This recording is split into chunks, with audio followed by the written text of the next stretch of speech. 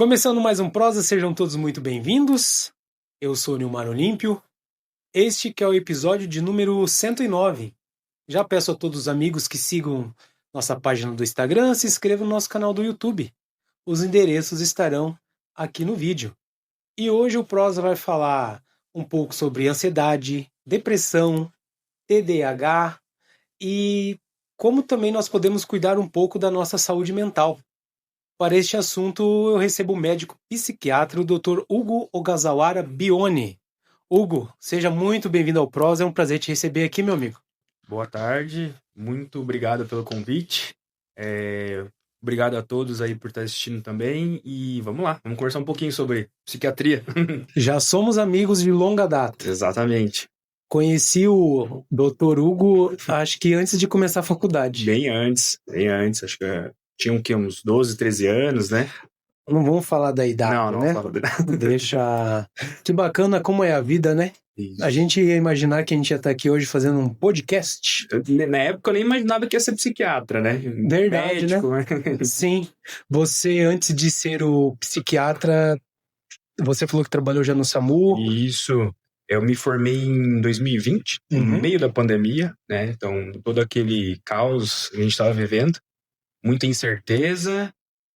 Acabei trabalhando um tempo, né? Eu, obviamente precisava muito de médico naquela época, a gente saiu para trabalhar e no posto de saúde ali com o pessoal, já conversando com nossos pacientes, eu entendi que a psiquiatria parecia que já mexia com a minha, com a minha vontade de conversar com as pessoas sobre isso e tudo mais.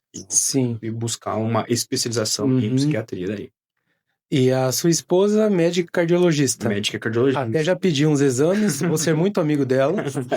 Vamos fazer um podcast. Isso, nós dois da área médica e ela, como cardiologista também, atende muito paciente da psiquiatria, né? Então tem um elo muito comum comigo aí também.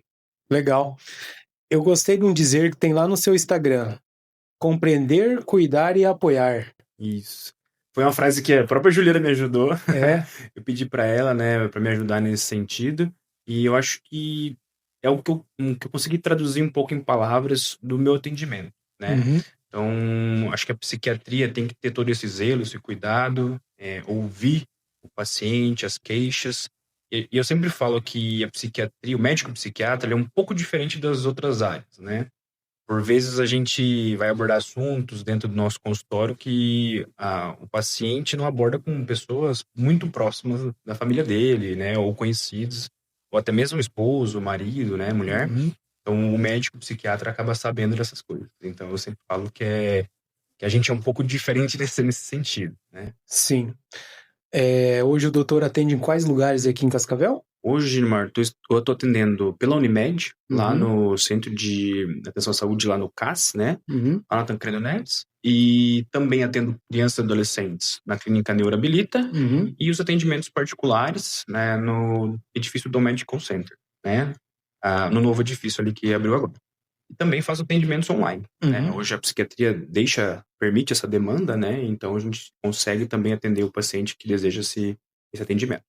Como hoje estamos na era da internet, muitos vídeos e redes sociais, você não sabe quem está assistindo. Pode ser uma pessoa de outro estado e queira um atendimento. Exatamente. Eu tenho pacientes de outro estado, tenho paciente de Brasília, tenho paciente de São Paulo, todos os atendimentos online, segmento comigo, então a gente consegue ter essa abordagem também dos pacientes fora do nosso estado aqui. Você falou sobre o paciente que vai conversar com você, que determinados assuntos são inerentes à psiquiatria. E qual que é essa diferença do psicólogo para o psiquiatra? Vamos lá. Primordial, acho que a diferença primordial é a questão do medicação, né? Eu acho que o médico psiquiatra ele tem esse intuito de mais medicar, né? Então, psicofarmacologia, a gente vai fazer essa prescrição de medicações nesse sentido.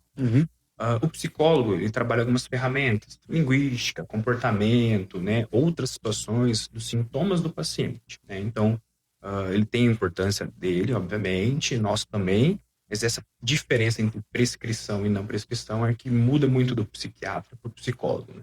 Lembrando que é muito importante que os dois também trabalhem juntos. Com certeza. Um complementa o outro. Exatamente. Eu sempre Existe, às vezes, por vezes, dentro da psiquiatria, dentro da psicologia, uma rixa, né? Porque alguns transtornos a gente consegue mais a questão da psicoterapia, outros mais a questão médica, né? Mas eu sempre falo para os pacientes, eu indico para todos psicoterapia, porque eu acho que é fundamental. Sempre falo que é um tripé. É medicação quando é necessário, psicoterapia e mudanças de hábito de vida, né? Que envolve uma série de coisas, né? Um monte de fatores. Mas eu acho que o atendimento entre psicólogos e psiquiatras conjunto para melhorar o paciente é primordial. Quando procurar o psicólogo? Isso ficou muito na dúvida, né? Assim, o paciente tem essa dúvida, quando que eu procuro o psiquiatra e quando que eu vou pro psicólogo? Se eu tenho uma ansiedade leve, eu vou pro psicólogo primeiro, vou pro psiquiatra, né?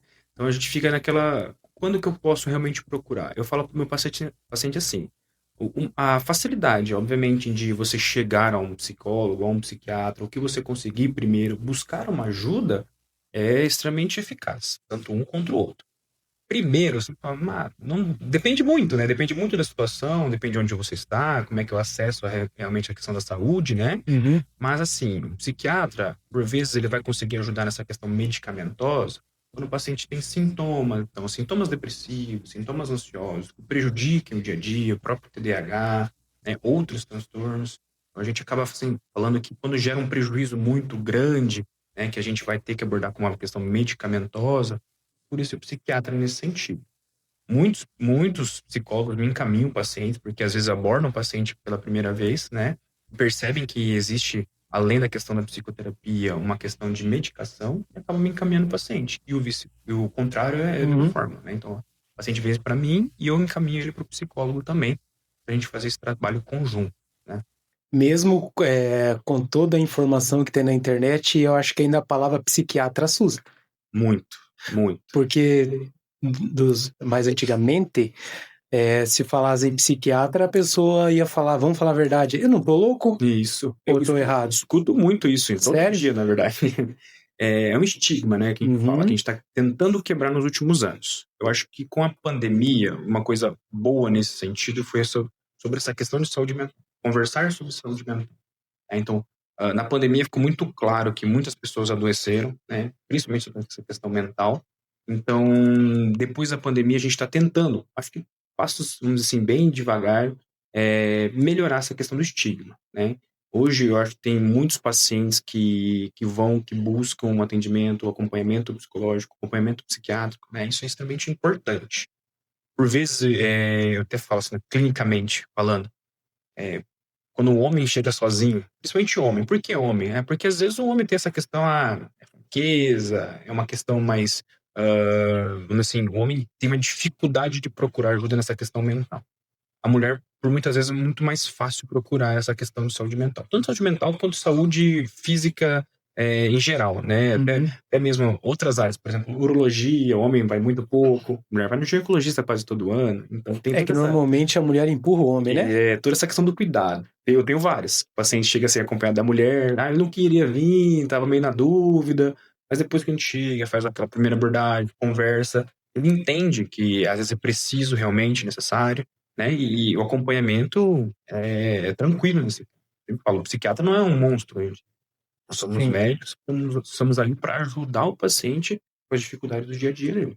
Mas foi como você falou, os homens, nós vamos guardando e fica ali dentro. E pode acontecer de estourar, como a gente fala, né? A mulher, não, ela já vai procurar antes. O homem, eu acho que tem até esse machismo, né? Não, deixa aqui comigo, eu vou resolver os problemas, não vai ser o médico que vai me ajudar, eu acho. Exatamente, é bem isso. Ele quer ser o pilar, ele é a questão de fortaleza, então não pode se abalar, não pode chorar, né? Não pode sentir, não pode ter emoções.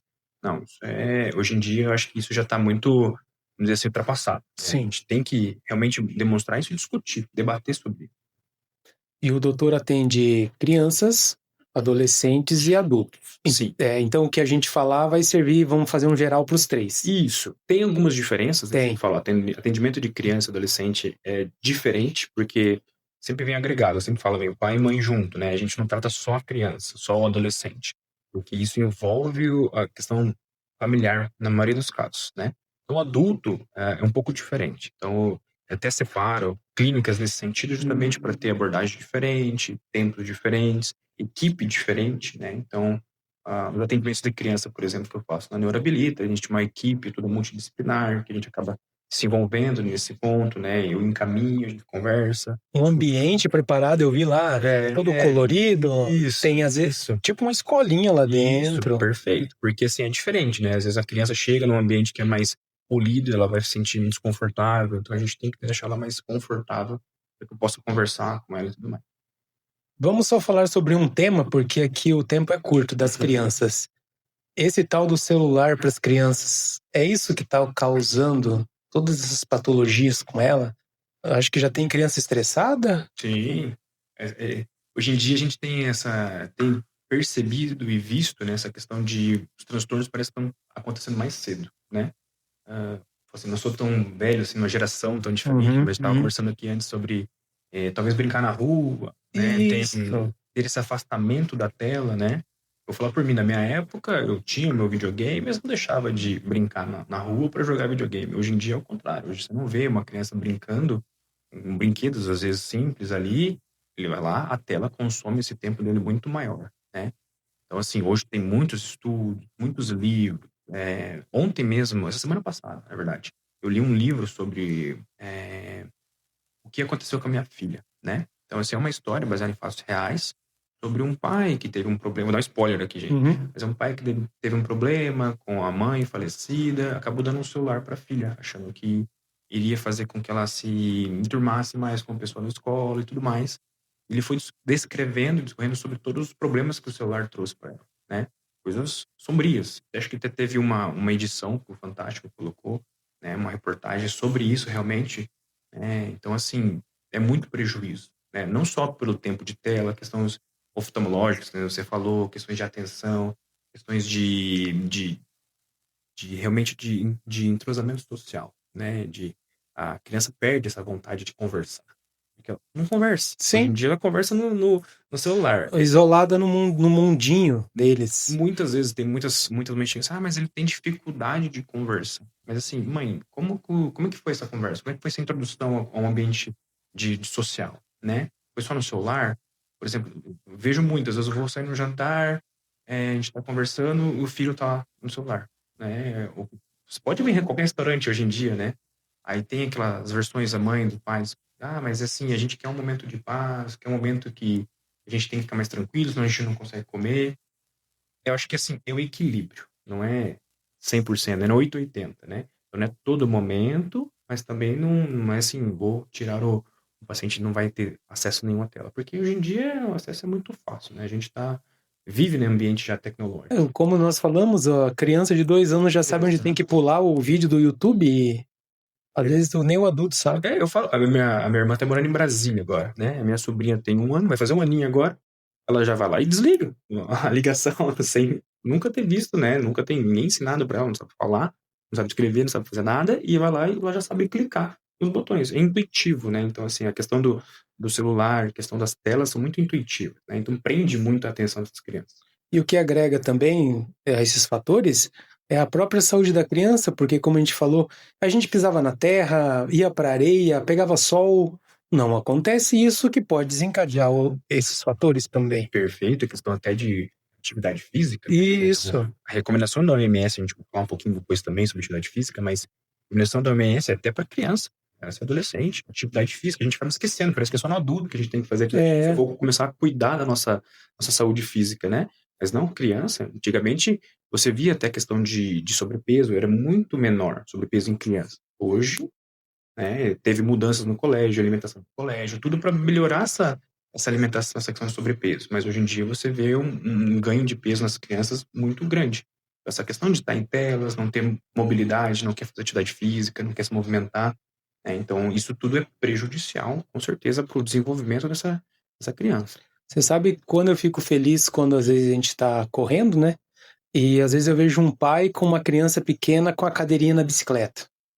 Pô, vai estimulando, né? Sim. Ou vai caminhar com a criança, vai na frente de casa, põe o pé na grama, estimula, porque senão como que ela vai querer caminhar ou correr ou dar uma pedalada se os pais não estimularem, mostrar que ele faz a atividade? É isso? O exemplo, né? É o exemplo. Isso, tem que ter o exemplo dentro de casa. É por isso que eu falo, quando eu vou atender a criança, também tem que ler o pai e a mãe, para entender como é que é o contexto daquela família. Como é que aquela família se desenvolve, como é que é o dia a dia daquela família. Em tudo, né? Em relação alimentar, em relação a tempo de tela, a estudo, até, às vezes, por vezes, a agressividade, não sabe que tem caso de violência na família, aquela criança começa a ficar mais violenta, mais agressiva, né? Então, tudo isso influencia. Na criança, ela está aprendendo, ela está reproduzindo o que ela está vendo, né? O que ela está vivenciando. Então, se você for um bom exemplo nesse sentido, ela vai começar a seguir essas questões, né? E, no geral, falamos um pouquinho de criança e, no geral, nos seus atendimentos, como que estão os nossos adolescentes? Aborrecentes. Assim, tem aumentado também bastante, né? O atendimento ao adolescente é muito grande, né? A procura é muito, muito grande, né? Então, assim, acho que é uma fase de uma vida de transição, né? Tá? Quando sair da fase da adolescência da criança para entrar na fase adulta. Muitas incertezas, muitas dúvidas, né? Em relação até mesmo ao mercado de trabalho, né? Profissões, toda essa questão, às vezes, por vezes, social que envolve, né? Hoje em dia, nossos adolescentes já são adultos muito precoces, né? Vamos dizer assim, tem acesso a coisas de adultos muito precocemente. Então, ele perderam um pouco aquele adolescente que está brincando na rua ainda, né? Então, eles já estão muito adultos, né? Já querem sair, já querem pertencer a uma questão social mais adulta. Isso também dificulta muito. A relação com os pais fica mais dificultosa, né? E, por vezes, gera sintomas ansiosos, sintomas depressivos, né? E que a gente acaba tratando e dando seguimento também no consultório. O adolescente, para ir no seu consultório, não é quase igual ao homem? Às vezes a mãe que leva? Muitas vezes. Que eu acho que eles não querem ir por vontade própria. Quase, assim, vamos dizer, é bem, bem comum que eles não queiram. Geralmente é a mãe que leva, né? Mas assim, tem uns até que não falam muito pouco, não querem nem falar. Já ouvi falar frases assim, não, ela que me trouxe, ela que diga o que eu tenho. Eu tenho que conversar, tem que ir naquela questão mais tranquila, mais calma, a gente tem que ir tentando abordar esse adolescente, né? Mas eu acho que isso são formas de abordar, eu sempre falo. A psiquiatria é um pouco diferente. Se eu for tratar todo paciente igual, não vai dar certo, né? Então, cada paciente tem que tentar uma abordagem diferente, um método diferente. Cada pessoa tem a sua individualidade. Exatamente. Certo. E na parte dos adultos, quais são eu não sei se é patologia o nome, as mais atendidas, o que mais aparece hoje? Hoje em dia no consultório, assim, Neymar, vamos dizer assim, eu não consigo ver esse estudo, né? Mas eu digo lá, 80% dos meus pacientes são ansiedade e sintoma depressivo, né? Então, até também estava lendo sobre essa questão, a OMS lançou últimos dados, né? Em que a depressão e a ansiedade foram a patologia que mais aumentaram nos últimos anos, aqui no Brasil e no mundo, né? Então, inevitavelmente, isso é que a gente mais atende no consultório. Por questões de pandemia, por questões de política no Brasil, econômicas, por uma série de coisas, né? Então, com certeza, essas são as patologias que eu mais atendo. E então, vamos falar um pouquinho da ansiedade, da depressão e dos transtornos. Já emendando, o que é o TDAH? De forma simples para a gente entender. Eu sempre falo assim, hoje em dia está muito falado, né? Você falando de TikTok, Instagram, a gente tem muitos veículos de informação que divulgam, venha fazer seu teste de TDAH, venha ver se você tem essa questão de perda de foco e tudo mais, né? Mas eu acho que assim, o TDAH é um transtorno do neurodesenvolvimento, né? Então a gente avalia e identifica isso geralmente nas crianças. Pode ser que na fase adulta você ainda mantenha esses sintomas de TDAH? Sim, né? Porém, o adulto não adquire, não é assim, eu nasci normal, tranquilo, sem nenhum transtorno, de repente eu adquiri na fase adulta. Não. Esse transtorno já vem desde a fase da adolescência da criança, tá? Mas por vezes a gente cria mecanismos, o paciente cria alguns mecanismos que faz com que a gente consiga disfarçar esses sintomas, né? Deixar eles mais atenuados, né? Então, por isso que o paciente chega na fase adulta com ele. Mas, assim, é muito comum, eu escuto muito no consultório, doutor, tô perdendo foco, acho que eu tô com TDAH. Não necessariamente, eu sempre falo para meus pacientes, vamos lá, vamos ter um pouco de calma, vamos tentar avaliar um contexto geral. Por quê? Na fase da adolescência, a criança é uma coisa, geralmente gera prejuízos escolares, prejuízo na fala, no desenvolvimento da criança, né? Porque realmente atrapalha todo o desenvolvimento educacional e social e também familiar dessa criança. No adulto, existem muitas outras patologias que podem também levar à questão do foco, né? Perda do foco, perda da memória, né? Desatenção, procrastinação, que o pessoal fala bastante hoje em dia, né? E não necessariamente é o TDAH, né? Então pode ser transtorno ansioso, transtorno depressivo, estresse, burnout, que a gente fala, né? Outros transtornos, transtorno afetivo bipolar. Né? Então, assim, tem sintomas, vamos dizer assim, que não são característicos apenas do TDAH. Então a gente sempre tem que ter um pouco de calma e abordar. Por quê? A medicação, sempre falo, né? Psicofarmacologia não é isento de riscos. Né? Então a gente tem alguns pacientes que fizeram uso errôneo de algumas medicações, que geraram outros problemas. Então a gente tem que tratar realmente o que é indicado naquele momento. Sim. Eu vou falar de mim. Uhum. Eu, a princípio, sou uma pessoa calma. Só que a minha cabeça é um turbilhão. Uhum. Por fora tá bem, mas eu tô pensando 1000 coisas. Isso não é um sintoma de TDAH, isso é mais ansiedade, eu acho. Pode ser, né? A gente fala aquele pensamento antecipatório, por muitas vezes, né? Então, assim, eu tô aqui, mas tô pensando que amanhã eu tenho tal compromisso, amanhã eu tenho 2, 3 coisas que eu tenho que fazer, e eu tenho que planejar tudo para que aquilo não saia fora do script, ali, vamos dizer assim, né? Então, assim, se acontece, marquei 3 coisas amanhã, a primeira dá errado, acabou com o dia, né? Então, assim, o ansioso, ele não consegue ter controle sobre isso, né? Ele quer ter controle totalmente de todas as situações, mas quando alguma coisa sai um pouco fora do caminho, parece que o dia dele acabou, né? Mas mesmo assim, daí vem os dois tópicos. Eu consigo controlar isso internamente, não transpareço, e tem gente que já estoura, né? Exatamente. Fica nervoso. Isso, e que gera outros problemas. Eu sempre falo também, a ansiedade é uma coisa inerente do ser humano. Eu tenho, você tem, todo mundo tem. A questão é o que a gente tem que tratar, justamente aquilo que traz um prejuízo. Então, assim, é normal, tem uma prova semana que vem, estou ansioso. Vim pro podcast, estou ansioso, estou um pouco nervoso, porque perguntas, vou ter questões que eu tenho que me comportar lá. É uma coisa nova que você nunca tinha feito, no princípio. Então, assim, a gente acaba tendo uma ansiedade, mas isso não pode travar, porque daí muitos pacientes têm o quê? Sintomas. Por exemplo, diarreia, náusea, vômito, tremor, frequência cardíaca parece que está elevada, né? Fica taquicárdia, pode ter sudorese, e em casos mais graves a gente até fala aquela crise de pânico, né? Que o paciente tem que ir para o hospital, e parece que tem realmente uma sensação de morte iminente, né? Então, isso não é natural, isso não é normal. Isso a gente tem que fazer um tratamento, né? Então, eu sempre aviso essa diferença dos pacientes. Era isso que eu já ia emendar, mas você já respondeu. Os tipos de ansiedade. Tem gente que o coração acelera, começa a suar, começa a ter problemas no corpo. Isso são sintomas. Isso. Então, assim, existe uma série de sintomas, né? Então, a gente...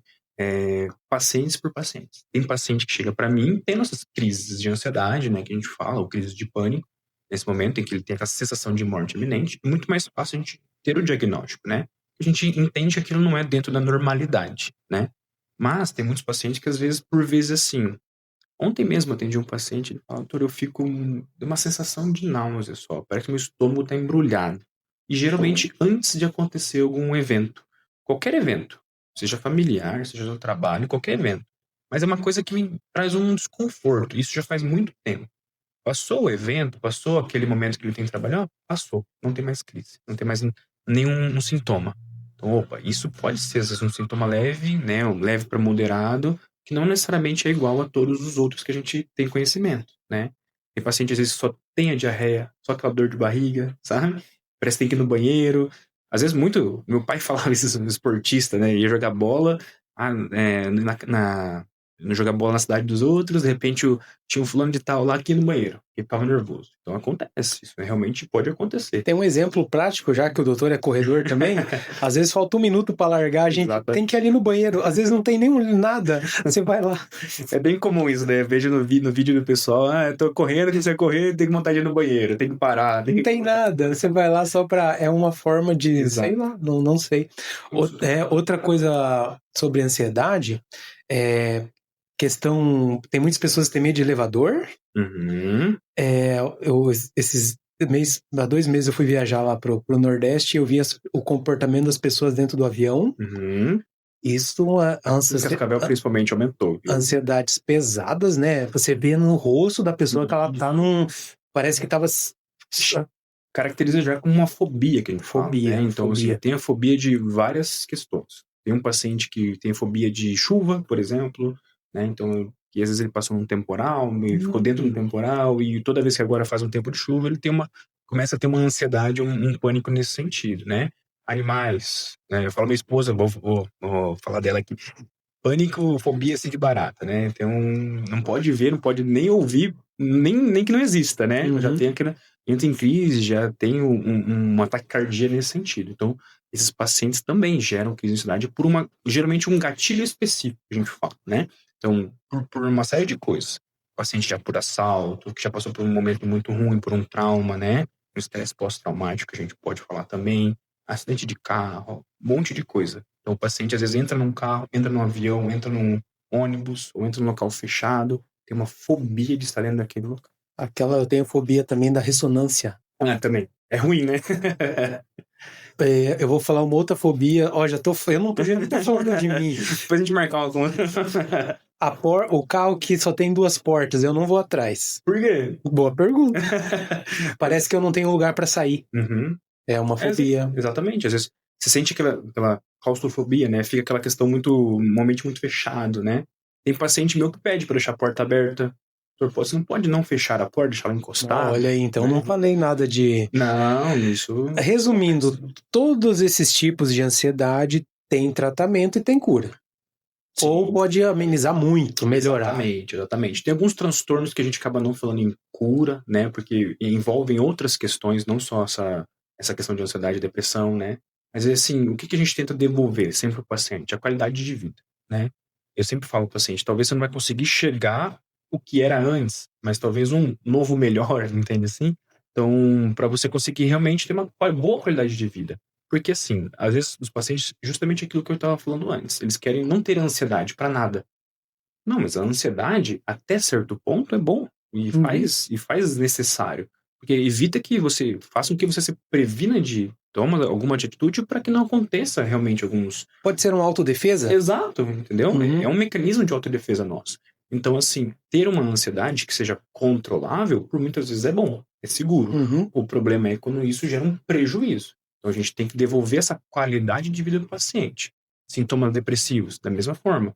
Ter um dia ruim, por muitas vezes a gente acorda com o pé esquerdo, parece que tá meio triste, não quer fazer as coisas, não tem vontade de fazer nem as coisas que a gente gosta. Correr, por exemplo, estava falando antes.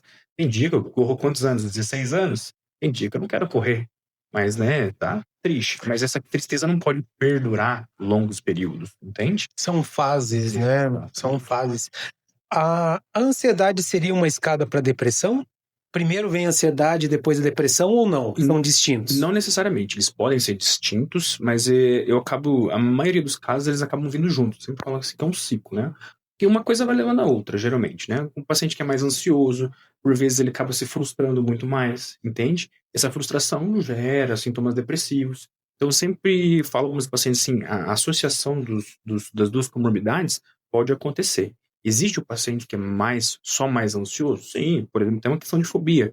Eu só tenho aquela crise de ansiedade, aquele sintoma ansioso, quando eu tenho aquele gatilho específico, né? Tirando isso, eu não me sinto triste, não me sinto isolado, eu não fico anedônico, a gente fala, perde a vontade, perde prazer nas coisas da vida, né? Tirando isso, eu fico normal, tranquilo, né? Mas por muitas vezes, uma vai gerando o outro, né? Eu sempre falo que eles acabam andando um do lado do outro. Acumula, eu acho. Exatamente. Mas eles são patologias separadas, tá? Nos 2 casos, qual que é a porcentagem que você usa medicamento? Isso é meio... Você evita. É que assim, quando um paciente chega no psiquiatra, por muitas vezes ele já passou por um tratamento, então às vezes eu não sou a primeira linha, a primeira porta de entrada. Já está no estágio avançado. Exatamente. Então, quando o paciente... Isso que é um erro, né? Que eu sempre falo. Às vezes o paciente procura o especialista já no momento que às vezes a gente tá vamos dizer, um paliativo, né? Não é isso. A gente tem que procurar sempre prevenção, né? Nos primeiros passos, primeiros sintomas. Isso tem mudado. Eu acho que a gente estava falando antes sobre a pandemia, que mudou sobre essa questão de saúde mental, né? Então, hoje eu acabo assim, vendo alguns pacientes eu vejo, doutor, eu já senti de novo um sintoma meio, parecia depressivo, parecia ansioso, eu já quis tirar uma dúvida, né? Mas ainda a grande maioria chega depois de já um tratamento que falhou, ou um tratamento que não está dando certo, e a gente acaba tendo que lançar a mão nessas questões medicamentosas, né? Mas, sim, E eu sempre deixo muito claro para os meus pacientes: medicação talvez seja a parte mais fácil do nosso tratamento. Por quê? É só você tomar um comprimido, fazer o uso do comprimido diariamente. Que vai amenizar aquela situação. Mas por um certo período. Uhum. Agora, a questão mais difícil é justamente a gente trabalhar o que está levando a gente a ter aquele sintoma, né? Então, mudar o nosso estilo de vida, né? Então, isso é o mais difícil. Por muitas vezes, é por isso que o tratamento da psiquiatria é meio médio a longo prazo, né? Porque você não chegou no psiquiatra ruim de um dia para a noite. Por muitas vezes foi questões de semanas, anos, né? Uhum. E às vezes o paciente quer chegar lá e tomar medicação como se fosse para dor. Tomou, tirou aquele problema que está acontecendo já faz 3 anos. Eu sempre a gente fala de estabilizar, assim, de entender as expectativas, né, que o paciente tem em relação ao tratamento, né, alinhar as expectativas nesse sentido, né. E como nós somos esportistas, praticantes de atividade física, vamos dizer assim uma porcentagem, a cada 10 pacientes, quantos que praticam atividade física que você pergunta? Os meus, assim, poucos. Acho que uns 30%. Isso Assim. também não ajuda a prática de atividade física, já é comprovado, né? Com certeza. Não precisa sair correndo, pedalando igual um atleta. Uma caminhada, cuidar um pouquinho da alimentação. A gente falou em off, é isso que até você passa para os pacientes. Eu acho que essa é a parte que a gente também está falando que é a mais difícil, que é a mudança realmente dos hábitos de vida, mas é uma parte que eu falo para meus pacientes, eu sou chato. Eu sou chato nesse ponto. Por quê? Porque eu sei que isso vai mudar, né? Então, assim, dos meus pacientes, até também dos estudos, paciente que faz atividade física regular, né, que tem um bom controle de alimentação, uma boa noite de sono, ele consegue ter uma melhora dos sintomas muito mais rápido, perdura com essa melhora por muito mais tempo, né? Ajuda no efeito da medicação também, o efeito positivo e benéfico da medicação. Então eu falo que isso é essencial. A própria OMS fala de atividade moderada, intensidade ali, de 150 a 300 minutos por semana. Mas nossa vida é corrida hoje em dia, né? Então a gente sabe como é difícil o paciente às vezes colocar todos os dias uma atividade física. Tem gente que consegue, né? Mas tem gente que não tem essa condição, né? Então eu falo assim, mas não faz nada, faz pelo menos 2, 3 vezes por semana. Agora, não fazer nada fica ruim, porque a chance de a gente ter que aumentar a medicação, não ser efetivo com a medicação é muito grande, né? Porque a atividade física, além da questão de saúde física, melhora muito a questão de saúde mental, né? Então é extremamente importante. Para os meus pacientes, eu sempre recomendo, eu sempre falo e bato na tecla e toda consulta eu pergunto. Até por vezes eu acho algum outro aqui lá na academia, né? Doutor, tô indo na academia, tô indo na fazer atividade. E não importa a atividade, é o que você falou. Hoje em dia, o acesso, eu acho que corrida, que nem a gente estava falando, é muito mais fácil. Você coloca um tênis no pé e sai na rua, você não precisa pagar, não precisa ter esse custo. É, né? O mais democrático. Exatamente. Caminhada e corrida. Exatamente. Mas se você tem a oportunidade de fazer outras atividades, futevôlei, quantas quadras de futebol a gente está vendo aí o pessoal jogando, beach tênis, né? Então qualquer dança, qualquer coisa que a gente for fazer, que a gente faça, seja uma atividade física, extremamente importante. Procure primeiro o que gosta de fazer. Exato. Mas eu acho que ainda tudo isso, para quem é sedentário, eu acho que a caminhada é o mais democrático. Já foi comprovado, né, através de estudos, que você caminhar 2 a 3 vezes por semana já basta os seus níveis de colesterol e triglicerídeos. Tudo, a questão física, tudo, e mental. Você não tem meia hora para caminhar, meu amigo? Eu sempre falo isso. A maioria eu acho que é desculpa, porque a gente também tá no meio ouvindo as pessoas. Meia hora. Por muitas vezes, assim, vamos dizer, o paciente já tá naquele momento que ele não tá fazendo atividade física, né? Então, assim, ele já, por si só, ele já fica mais depressivo, tem menos vontade de fazer as coisas. Se acomoda, menos né? motivado, né? Então, assim, mas eu vou sair, é muito mais fácil que a tela, né? Ou às vezes comida, porque vem aquela questão de... Por isso que aumentou muito essa questão de vícios hoje em dia, né? Em vícios de dopamina barata, o pessoal fala. Então, a questão de pornografia, questão de jogos, né? Esses TikTok que... Exatamente, questão de alimentação. Então, porque são coisas que a gente não precisa ter um gasto calórico, um gasto energético, um esforço nesse ponto, né? Aí, talvez, eu sempre falo, vem aquela frase que é um estigma, realmente. Você não melhora porque não quer. Eu entendo que, por vezes, o paciente tem essa questão de sintomas depressivos e ansiosos, mas eu sempre falo, isso é uma parte que eu não consigo te ajudar. Eu não consigo ir chegar lá na sua casa, vamos pegar na sua mão e falar, vamos correr. Isso é uma parte que vai depender de você. A medicação vai te dar esse primeiro auxílio, mas preciso dessa outra questão. Eu preciso esse empurrãozinho teu nesse sentido de fazer uma atividade física, ter uma mudança de hábito de vida, melhorar a noite de sono, né? Tudo isso é extremamente importante. Você que nos assiste, a gente não sabe para onde vai esse vídeo, mas você que é sedentário, é só procurar na internet histórias de vidas. Quantas pessoas que a gente conhece que deixou de ser depressivo, que largou do álcool, que largou de fumar por causa de uma atividade física? Sim. O começo é difícil. Sim, até acompanhando os vídeos, né? Tem muita gente que já veio aqui e falou sobre isso, né? É difícil, mas depois que você passa aquela barreira ali do incômodo, depois a atividade física vira uma droga. Você fica dependente dela. Sim, do lado mas bom, uma droga boa. Uma droga boa. Sem os excessos, né? Exato. Sem, assim, viciar, quando a gente usa a palavra vício, nada é bom, vamos dizer assim. Mas eu falo, se for para viciar alguma coisa ou ter essa questão mais compulsiva em alguma questão, seja na atividade física, entende? Para evitar as outras questões que são muito prejudiciais, né? Com equilíbrio, procurando um profissional, vá no cardiologista primeiro, se precisar vai no nutricionista, não queira sair também. Eu sempre falo, a gente tem que fazer um acompanhamento multifatorial, multidisciplinar, né? Não é só também colocar o tênis e sair assim, eu vou correr, né, falando, vamos correr 10 km, nunca correu na vida, né, nenhuma distância, vou querer correr 10 km, não é assim, a gente tem que ter um cuidado justamente para que a gente não se machuque, para não gere prejuízos, né? Isso. Doutor Hugo, o tempo é curto, acho que já deu uns 40 minutos, deu quanto aí já? 40 minutos. Falamos um pouco de cada coisa. Ótimo. Quero te agradecer por ter vindo aqui, agradecer pela sua amizade também, com certeza teremos outras oportunidades e obrigado por ter vindo. Eu que agradeço, muito obrigado mesmo pelo espaço para falar sobre psiquiatria, eu acho que é um assunto extremamente relevante, importante, né? Na linguagem do povo, né? Exatamente, eu acho que fica uma coisa mais clara do pessoal entender, e se tiver alguma dúvida, acho que no Instagram vai estar por aí. Vou pôr embaixo, tudo certinho. Pode mandar mensagem que a gente faz um acompanhamento e uma avaliação sem problema nenhum. Finalizar naquela câmera lá da frente. Pessoal, esse foi o Prosa, espero que tenham gostado, curta, compartilhe esse vídeo e até o próximo. Valeu, até mais, tchau, tchau.